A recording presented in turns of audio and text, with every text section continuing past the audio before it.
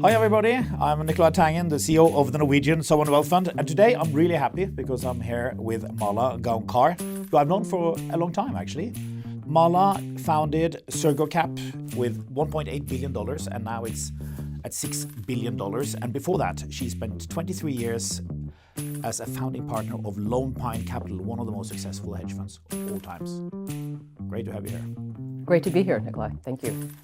Tell me about SurgoCap Partners. Your company. Yeah, SurgoCap tries to do what many investment firms try to do. It tries to beat the market over a 3 to 5 year cycle with less risk than the market, a risk defined as loss of capital, not volatility.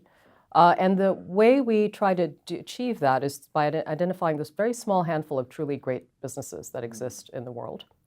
And we do that through our product is really our process, a very transparent process of looking for very specific factors that really are distillation, as you pointed out earlier, of my lessons I've learned, the many mistakes and lessons I've learned from investing over 23 years with some of the best people in the business, my former colleagues at Lone Pine. And so that distillation has led to Surgo. There are many different factors that lead to identification of a truly brilliant business. But the way I define a great business is a business with very long duration moats. And duration really is our true differentiation. So moat being that it's difficult to compete with them, it's difficult to compete them out. How many great companies are there in the world? As I said, a small handful. I don't think there are that many. We focus on really 4 verticals where I think there is a bit of an edge from one very specific factor. So one, back to the experience of what I've seen over 24, now 30 years of investing, is every business is a technology business, right? So if you're an aerospace company or a medtech business or a financial data business, you are a technology company in your backbone. If you want to deliver at scale and with quality, you have to be a tech business. And I think understanding the tech stack map of businesses is something we spend a lot of time on, especially in non-tech businesses. I think that's one. The second is how old technologies can disrupt in very new ways. So if you think about something like, we've talked about this, but the auto industry, which employs far more people than the tech industry, but it's being disrupted right now by, technology that was invented in 1976, the lithium-ion battery. So I think that's always interesting to me. Or when we started investing career, we were buying GPUs to make our video games look a little more fun, and then fast forward to now, they're actually driving what's probably one of the more tectonic plate shifts in terms of social and demographic and technology shifts of our time, which is AI. So I think how old technologies disrupt in new ways and looking for that in non-tech businesses is something we spend a lot of time on as well. And we'll come back to this, but just when you set up the fund, what kind of self-imposed constraints did you put?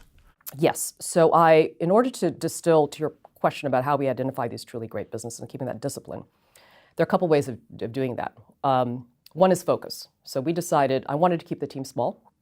If there was a consistent piece of advice I got from CEOs, many have been on this podcast with you, whether they're running huge companies or small businesses or founders, was to keep the team size small. So it's not just about AUM. Obviously it's easier to multiply $1 than it is to multiply $1 billion. But team size and keeping team size small and making sure that collaborative and cross-border thinking, which is so fruitful for new idea generation, particularly creative idea generation, that was paramount in my brain. How small is small? We have an investment team, including the data science team, and that we regularly meet table this size so that we can have a roundtable discussion.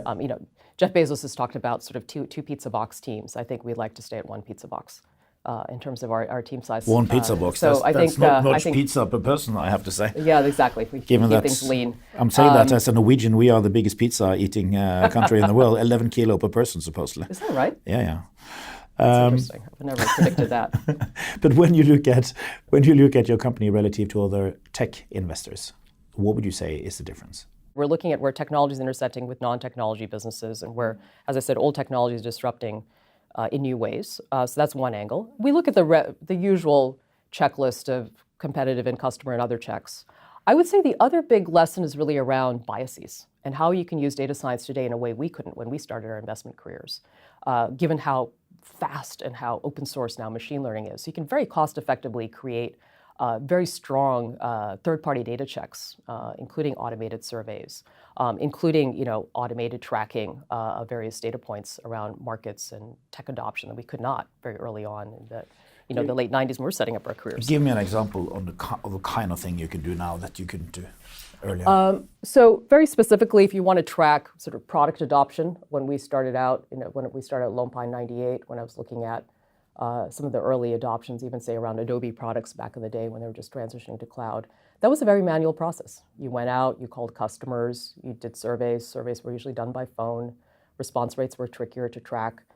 Now we actually can use survey bots to do these things. We can actually have a combination of both augmented human surveyors as well as looking at some of the deeper dives. We can track through machine learning in a very automated way a larger number of product SKUs. We can scrape the web, which, to be clear, wasn't at the scale and scope of what it is today, to see product adoptions, to see who has open APIs to their suppliers, who doesn't.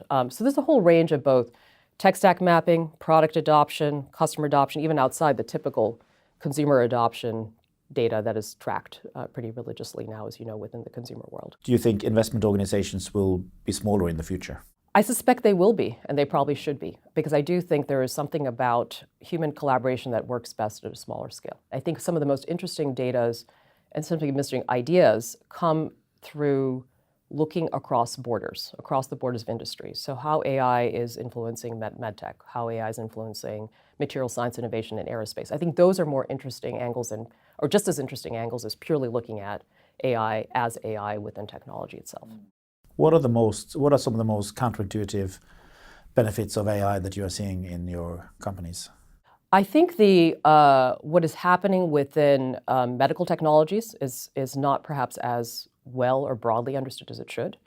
So to give you a very specific instance, if you look at the imaging space, so MRIs, CT scans, and so on, the accuracy and the speed at which these images can be conducted are now improving at a pace of almost 70% versus what we would have even a few years ago. That, in an aging demographic globally, has been incredibly helpful for not just therapeutic care, but preventive care, and in a way that makes, obviously, overall care much more cost-effective. So I think that is one big area around imaging and really understanding earlier how some of these chronic diseases are evolving.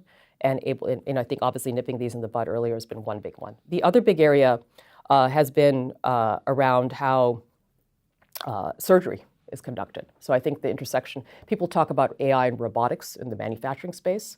What I think people don't realize sometimes is there are about 300 million surgeries conducted globally, and they're just beginning to be penetrated by what's happening with robotic surgery, specifically companies like Intuitive Surgical.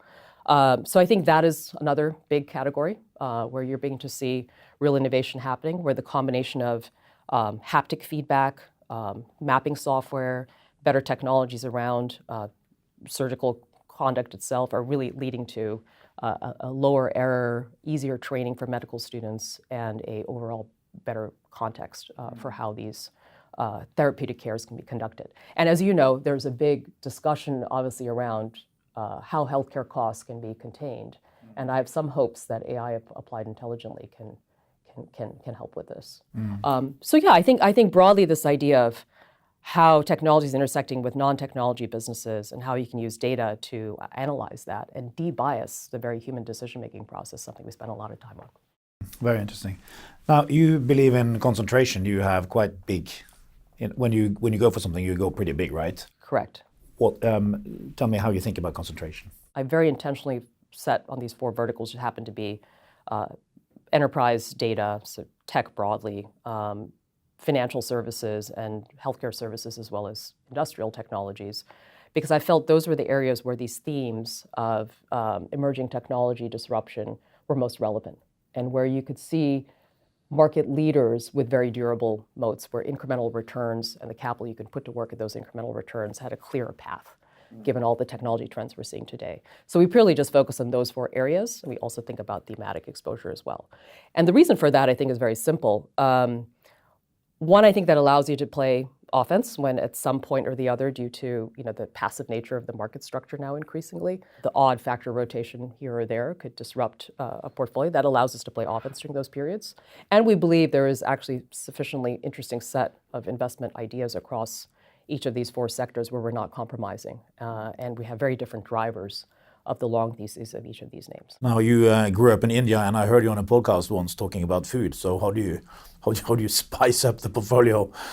I think the spice for us is quality. So I think we have really moated long duration businesses, and we have very de-biased ways of tracking the data, where it's not just based on my intuition or the team's intuition, but really based on systemic thinking and not siloed thinking.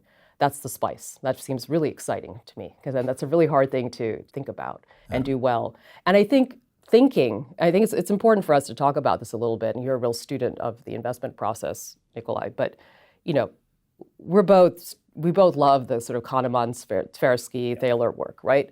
And I remember my father once giving me this great quote from Bertrand Russell, which is, humans will do anything they can to not have to think.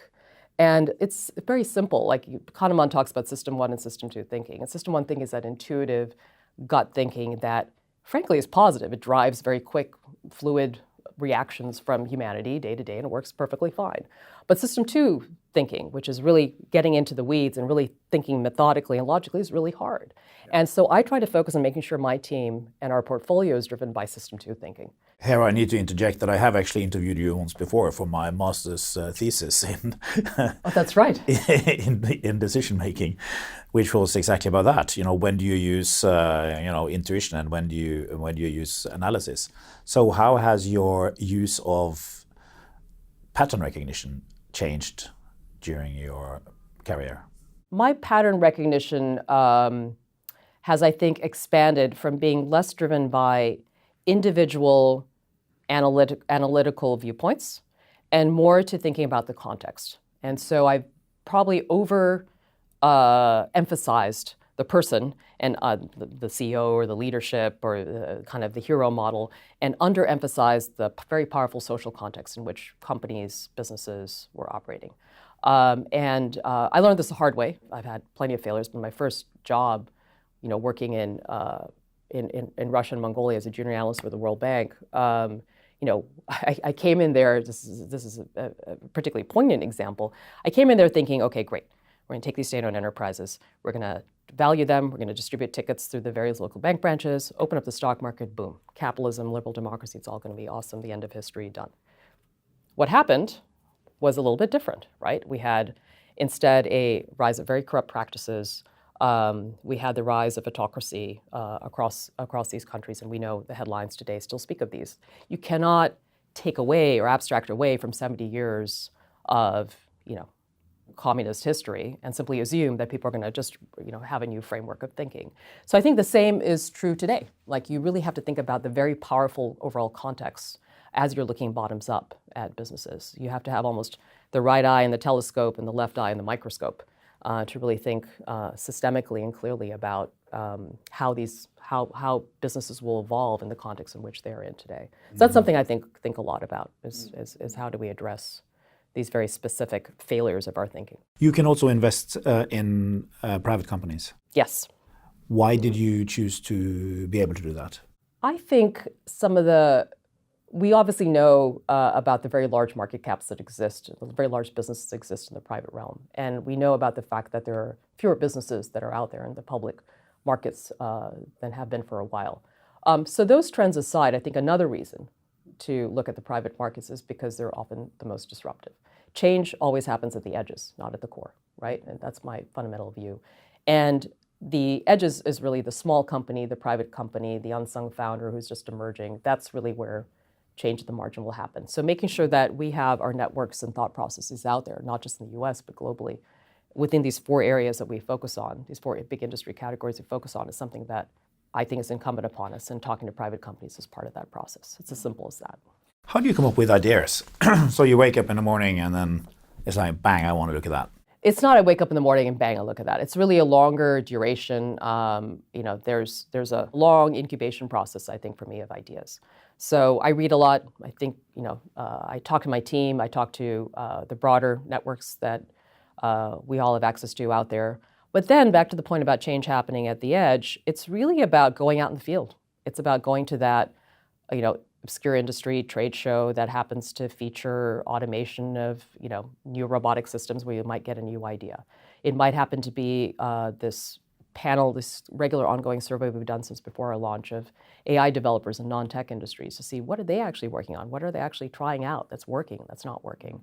So it's really, I would say, from more obscure lenses that I get my best ideas versus what you would expect, just talking to the existing power players, although that's obviously important as well. So then you have an idea. What do you do with it? The next step is to your point, your question earlier about intuition, system one versus system two thinking, is then to put it through a very fine filter of the overall investment checklist. I very much believe in a kind of a checklist-driven approach. We go through that, and then in addition to my point about biases, making sure we have a way to track the thesis and make sure that we can hold on to that rope. And the reason for that is I think we are very subject to some very colorfully named biases, right? Whether it's confirmation bias or availability bias or sunk cost bias. When I look across my many investment mistakes, they've all been, one or the other of these biases. And they're very human and they're natural and they have some positive aspects, but for investing, maybe a bit less so. So I'd like to make sure that there's a data point that we can attach our investment thesis to that's unbiased so that the investment team and I can track this and make sure that we're not just assuming issues that might be headwinds to the thesis away. And I spend a lot of time on that. I spend a lot of time also making sure, we're talking about errors of omission and commission, but I also want to make sure we don't get into make mistakes. So a lot of my time is also thinking about what are the assumptions that are being made out there that could possibly be wrong. Where could things go astray? Where could market disruptions happen? And so that's something I spend just as much time on. And FOMO is probably the biggest, right? So I like to tell my team it's not, let's move from FOMO to TOMO, thoughtfully missing out, making sure that we're looking at whatever it happens to be, crypto or quantum or whatever the flavor of the day might be. Maybe we can try and expand our circle of competence, but if we can't, making it clear what our circle of competence is. Keep pushing it out, but be very clear about what those lines are and not overstepping them. So I think I would say my ideas are as much about steering the team as they are about specific stocks. How do you use them? How do you... Do they make decisions or they support you in your decision making? I have a very experienced team. I'm very lucky to work with this small handful of truly excellent people who've had, decade or so each of long and short stock picking experience. And I really use them as collaborators. I really think of them as people that are very important to my decision making process. And this is very much a team sport in my view. And so you do need that strong team. And I view myself as much a coaching and mentoring role. And one of the big drivers of SurgoCap, I hope, is that I can attract and mentor the next generation of really great investment talent. So, thoughtfully missing out, what are the red flags that will keep you away from something? One is compromise. So if you feel that you are only investing in a business because of pure valuation, or you're investing in a business because you think the founder is the next messiah, but there are other issues, but you're going to kind of smooth those away. So, essentially, being overly emotional in terms of the investment decision making. Whenever I see that, sometimes when I get too excited about something even, I think that's a red flag. To make sure that we're really thinking in a very balanced and thoughtful way about all the aspects of a business, as opposed to just focusing on one. And I think that's where the bias is very inherent. As humans, we're very trained to look for that one big, exciting moment or thing. That's how we evolved, right? We were looking for the predator that was about to pounce on us. But in reality, I think in the modern world, it is not that simple. In fact, it's incredibly complex, and there's a multiplicity of factors that could go right and could go wrong. And spending time with that full gamut is something I make sure we do. And I make mistakes when I don't. It's not easy to leave emotions out of it. I do think you need to have a methodology and a process to bring that into your system two thinking and creating tools so that you and your team can nudge that way. And then remember, back to the nature of the markets themselves, stocks move as much on narrative as they move on numbers. So you have to be respectful of that context and just be appreciative of the context. Back to my point about context in even the late dying days of the Soviet Union and how powerful that was. So I think that's something we need to balance as well. You mentioned moat, long-term moat as a definition of quality. What are the other type of quality signs you're looking at? Yeah, so when I say moat, what do I mean by that? I mean a business that has very high incremental ROICs, because ultimately the value of a business is going to be the return on incremental invested capital times the dollars you can put to work at those incremental returns, right? So it's a balance of what is driving that ROIC, and multiple ways are really the best ways, right? So if it's just by driving up price, I don't love that. But if it's driving up price and there's feature innovation and there's market growth through new geographies or new products, that's great. So multiple levers on driving ROIC is one. The second is the capital you can put to work at those incremental returns. There are many businesses that have, not many, but there's some great businesses that have high incremental returns, but the capital they can put to work at those incremental returns are diminishing. The growth market isn't there. And so trying to understand what category of business that is, and then even if they do have a lot of capital they can put to work, and we're seeing this in the technology space today, execution risk is enormous. And so I think we need to make sure that we're getting the level of return for that level of capital being put to work versus the sales and size of the existing business today, because that increases execution risk, which is a risk I very much need to think about. So I think that combination of incremental returns, capital you can put to work in those incremental returns, having multiple levers to both manage the positives in one and the negatives of execution risk in the other is what we think about. So without talking about anything you own in the portfolio just now, but an example of a great investments that you have had, which would kind of tick some of these boxes. Yeah, I would say the broader, and we've had some of these investments in my prior role as well. This is the great aspect of these businesses. I think what's really interesting right now is what's happening with the chip stack. So we've been spending a lot of time on that. So you have, businesses like TSM that are well known, that have really kind of There's a Taiwan cornered in company. Taiwan, kind of the process engineering aspects of that. So it's not really just about one thing. It's all about multiple things. So I love that sort of systemic moats where there isn't just one little simple. It's not you just own the only gold mine in town. It's that you own the process around how the gold mine is extracted. So I think I like businesses that have those kinds of those dynamics to them. I also think there's something really interesting happening now in the chip layer in AI where there's been a lot of talk about training, but I think training is a little spiky, but inference is the annuity stream, right? Ultimately, this is what we're going to be calling on the models to do day in, day out. And those are going to be within specific LLMs. Google will have its own inference stack, OpenAI, Anthropic, and others. And I think what is happening around Google's TPU is really interesting in terms of reducing that. So I think ASICs, or ASIC chips, application-specific chips that are designed for specific types of workloads, and what's happening around that creates very long-duration moats. And so we've been focusing a lot on that kind of thematic. We talked about medical technologies earlier, but I do think the combination of go-to-market moats combined with process innovation that just keeps compounding, embedded in a large pool of global doctors, nurse practitioners out there actually executing, creates a lot of stickiness as well. So I think that's another area of sort of where great businesses are really emerging and forming and have formed. So those are probably two big buckets in what's happening around the chip stack layer, which have really, and the medtech layer, which have played out the last 20 years. So these are not new. These are, I think there's another interesting category as well where there's a view that AI is maybe disrupting a little bit more than it actually is. And so I think within sort of real-time data and data analytics, there's some proprietary data providers we I think are really interesting and are really terrific businesses where they have both the system of record and the system of workflow combined. And that combined with a very basic innovation engine, those three combined often create very durable moats. What type of companies would that be? So those would be businesses that provide, for example, financial data. So think about even for your portfolio, all of the real-time pricing that's needed for FX clearance or for fixed income or for the equity markets. I think those are real-time data, very hard for a LLM, for example, to ever disrupt because of the real-time nature of that. But that's embedded in real workflows around trading and compliance that I think are very hard to disrupt as well.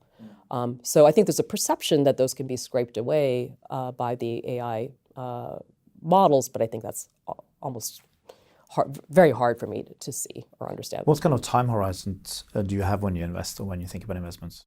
For as long as possible on the long side, obviously.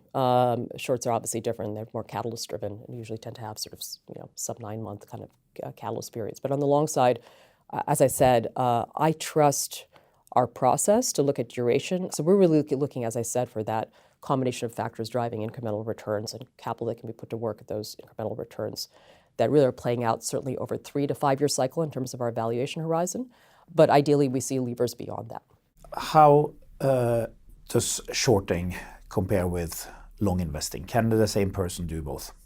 It's a great question because it's really the opposite muscle of the long side, as you know. It's really thinking about, so sometimes you will see clear the shorts that are the broken mirror images of the longs. X is winning, Y is losing. I find those are very rare and few and far between, and that's not enough usually. I think in addition to that, you have to have the timing correct as to when exactly those winner-loser dynamics will play out. Usually, if it plays out through some combination of clear price competitive pressures, clear share competitive pressures leading to those pricing pressures, and then that combined with other factors such as just misexecution by management, you have a pretty good short. The problem though is that combination of factors occurring within the time frame you need is a tricky one, and then add to that all of the sort of factor rotations and the passive nature of the markets today, often driven by quant and ETF and other funds. You have other dynamics that are driving trading you need to think about. Do you short?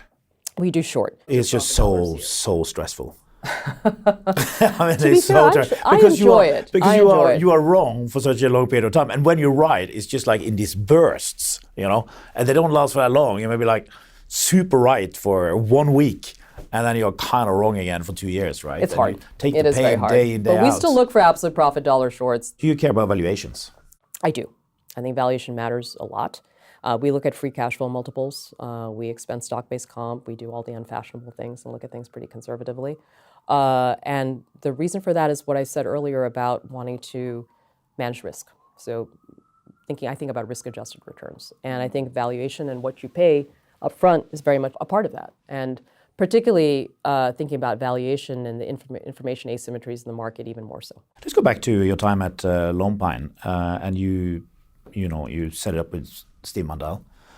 What was the most important learnings from your time at Lone Pine?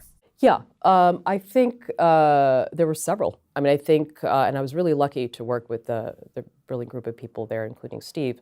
I would say one of the big lessons I distilled was really what we discussed around biases. Let me give you a very specific example.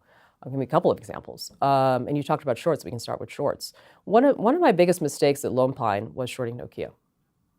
And I shorted Nokia Well, it went down at the end. So this is what's interesting. So, thought I was absolutely right. And then obviously 2014, Microsoft comes out and buys the thing for like $7 billion. And it was a very painful day for me and for my firm. And then 18 months later, Microsoft writes it off. It's gone. And so you can be right, and you can be completely and utterly wrong to your earlier point on the short side. So what was the lesson? The lesson is, if you think about the business as a standalone business, yes, you were right. Great. However, you didn't really think about all of the other strategic value of the business broadly over time. So thinking about a business not in isolation, but thinking more systemically, but not in silos, is something I have to learn over and over again and something I teach my team. So systemic, not silo thinking. That's number one. And the Nokia example is one. The other is avoiding balance sheet leverage. Like public LBOs, I've learned the hard way, are probably not my thing. I've made mistakes where I have invested in decent businesses that were pretty decent business. They were over-levered, but as a result, they had much less maneuvering capacity when times of inevitable macro tensions arose. So that's another big lesson, and I made mistakes there. Businesses like Altice, for example. The third is, I think, maybe the most interesting one, going back to discussions of the AI chip stack and of how old technologies can disrupt in new ways, which is NVIDIA. So NVIDIA saw it very much as a GPU business, what it was. But then 2015, we had the deep reinforcement learning, the DeepMind papers come out. And it was incredibly interesting and exciting. And you began to see how parallel compute would be necessary, how GPUs would be helpful for that, in fact, essential for that parallel compute to work, to drive this interesting new engine of machine learning. I didn't know what generative AI was going to happen, but you definitely saw what was happening with machine learning in early stages of what would then become, generative AI. And the fact that was back then, apart from just GPUs for video games, there was a big crypto component as well. So it was gaming and crypto that was driving NVIDIA at the time. And I said, well, yeah, but there's going to be this AI thing, and that's going to be big. Turns out they missed, significantly because of a concomitant crash in crypto and game permitting delays in China, which were driving a big portion of demand for the video gaming part of the business. So I sold, which I shouldn't have. But here's that was a mistake. But the bigger mistake was not that. The bigger mistake was then not revisiting NVIDIA later. So this sunk cost bias, I find, is a very powerful one. And that's why I spend so much time now at Surgo to make sure that we keep a strong kind of survey of the available idea sets out there and make sure we continually revise, including the names that we missed, so errors of omission as well, to make sure we don't bump into this issue repeatedly. It's so difficult to buy back things you sold lower down. But that's, in my opinion, that's not tough. An excuse. And No, I think precisely because that is so hard, it's a really important and interesting opportunity set for new ideas when you are wrong, which happens a lot. And so, at least to me, so I think those are probably three concrete examples with clear lessons. One around systemic, not siloed thinking. The other around wariness around financial leverage versus the other drivers of leverage that we all are happy about. And the third being around these biases that we talked about earlier, including the sunk cost bias. Mal, I'd love to ask you a couple of questions just on slightly more personal nature. Do you think, you grew up partly in the US, partly in India. Do you think that multicultural background is impacting the way you view the world and investments? Very much so. I would say growing up in India, growing up in a Bangalore that was not the Bangalore it is today, a very sleepy town. It was actually considered a retirement town at that point. My parents are both, my mother's a doctor, my father's an academic, and they worked there in that capacity. And it was a very quiet, very academic, very cerebral upbringing in many ways. But it was not without exposure to the very stark realities of India at the time. An India that was suffering in many ways from the walls that were put up. It was a closed-off economy at the time, the license Raj, as it was called. And it was very apparent that was leading to real, issues for the economy overall, even as a young girl growing up. But I think also seeing the level of income inequality, something that is striking not just India, but the world at large, and the perils of that became very clear to me. And the resulting loss in trust in institutions, the resulting corruption that often results in, was something I grew up with and was all around me. And I think it's something that led, in me at least, to a very fierce sense of a need to give back and be of service. And I think that's partly also my family. My great-grandmother was in jail working because of her work with the independence movement under Gandhi. And I think that idea of social service and how you give back was very much that became all the more reinforced by the social realities of growing up in India. Now, all of that said, it was also wonderful in some ways, partly also because of the barrier. You have very strong local culture and local dynamic and a very rich literature and sense of history and self that came about as well from some of the fact that India was more closed off at that point in time.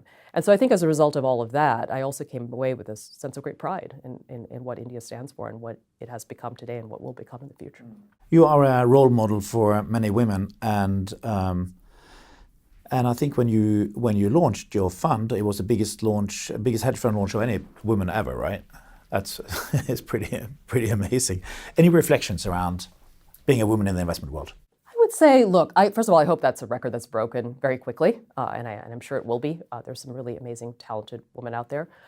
Look, I hope I'm not just a role model for women, but the broader investment community, and hopefully over time the philanthropic community as well. That's a very important part of my work and my ethos and my identity. I would say I really think the investment business broadly, whether you're an outsider in any way, shape, or form, is a great one. It's about as meritocratic a business as I can think of. I mean, I could be a green Martian with two horns in my head, but if I produce investment returns, there'll be a line out the door, wanting to get my product, right? So I think it's a very meritocratic industry, and I just hope that places like Surgo, places like the platform you're running here, are just ways for more people to add value in this industry, because I really think it's a terrific one for people who are intellectually curious of all stripes and shapes and sizes to come in and be of use to the world at large.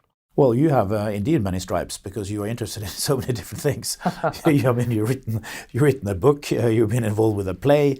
How does all this play into your kind of creativity and curiosity? I think. But tell me about some of the stuff you do first, because you do a lot of funky stuff. I do two main things apart from my professional work. So one is the philanthropy, which we can talk about, and you asked about the creative work, so I can talk about that first. Well, let's talk about the philanthropy. So on the philanthropic front, I started very early, so from year one at Lone Pine, I felt it was very important to start giving back. And just as I do as an investor, it was really about backing really great social entrepreneurs and making sure we could see them early. So I was very lucky to meet Paul Farmer, who was early in building Partners in Health at the time. He sadly passed away, but was a great mentor to me. And he always said, public health is more like, armed robbery than it is, helping the old lady cross the road. You have to break things to build things, and it truly is. And there's a lot that needs to be done in terms of breaking siloed thinking to really get solutions to people in a rural maternity clinic in India, for example, that I learned through people like him, through people like Atul Gawande, and others that I've worked with. And that all led to Semas Geyer, who was working at Gates Foundation at the time, and I to set up Surgo Health, and this really going back now over a decade. And our view was very much, how do we take healthcare service delivery and really help with data sets that are targeted, not just data in the set of data, but behavioral data. So I think one of the most interesting things happening potentially in AI is adding the why to AI. AI is very good at solving what questions. What ad will Nicolai click on next, but not why. And I think adding this large-scale behavioral data, which you can do with sort of some pretty basic Bayesian networking math, to say, this is why a woman is not going to the maternity clinic to deliver. This is why XYZ is not using contraception in this community, is something that we've been spending a lot of time on. And data as a public good and data science as a public good is something we spend a lot of time on. So that's a big part of the philanthropic effort. And we work with groups like the Bill and Melinda Gates Foundation and others, as well as local governments, to help. So for example, and one thing that was interesting is the maternal mortality work, where we did a lot of this work in India to help target the state of Uttar Pradesh, spending $1 billion a year on just maternity clinic adoption and driving that up. And then we're getting calls from people in the US saying maternal mortality is rising here, it's a real problem. How can we use those same techniques here in the US? And then that led to a real program with Uber, with Dara, actually, I reached out to, I think you've interviewed here, to do rides for moms. So just the problem was not, the problem was having a maternity plan and making sure women actually went to the clinic, in which case transportation was actually the interesting thing. It was transport, not hospital care. So understanding the why is really important. So that I'll wrap up there, but I think that's a really important side where both the technology side and the philanthropic side overlap really interestingly. On the creative work, look, I think we're happiest as people not when we're obsessing over ourselves, but when we forget ourselves, whether it's our professional work or philanthropic work or creative work. And so I very much do it out of joy. I have since college, writing short stories, that is.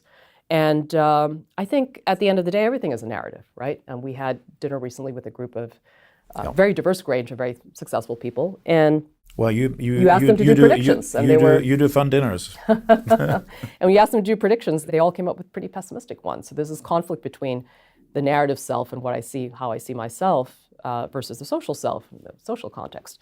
And so I think that conflict is something I like to write about and think about, and it's been really fun. What about the theater project?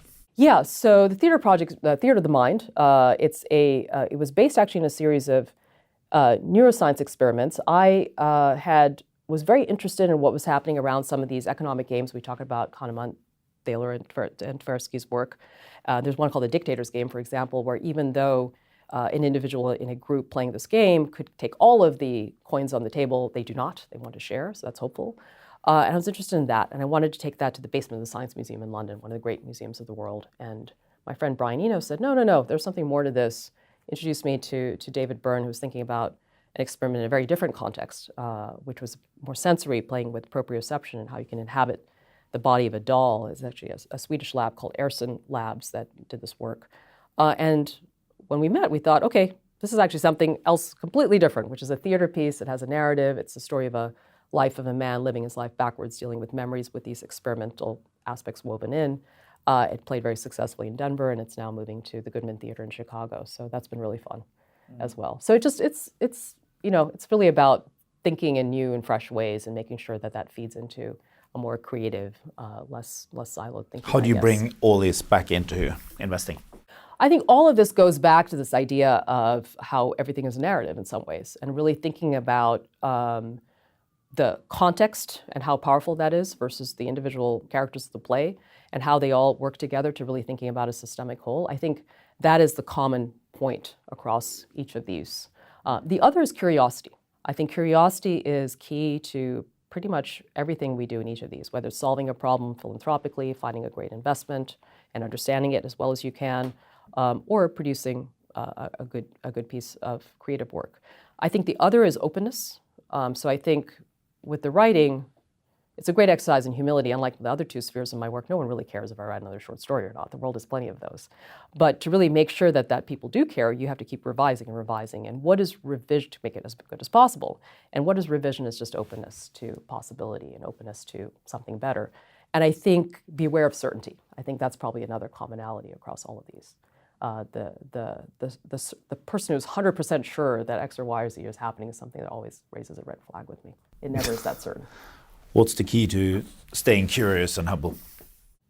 I think it's a virtuous circle, right? Because if you're curious and humble to begin with, you learn and you see how much more there is to learn, and that keeps you humble. And then you also are excited by the possibilities out there. So I think it's just very much a virtuous circle of getting on that wheel to begin with. And I think plus it's more fun, right? What's more fun than learning?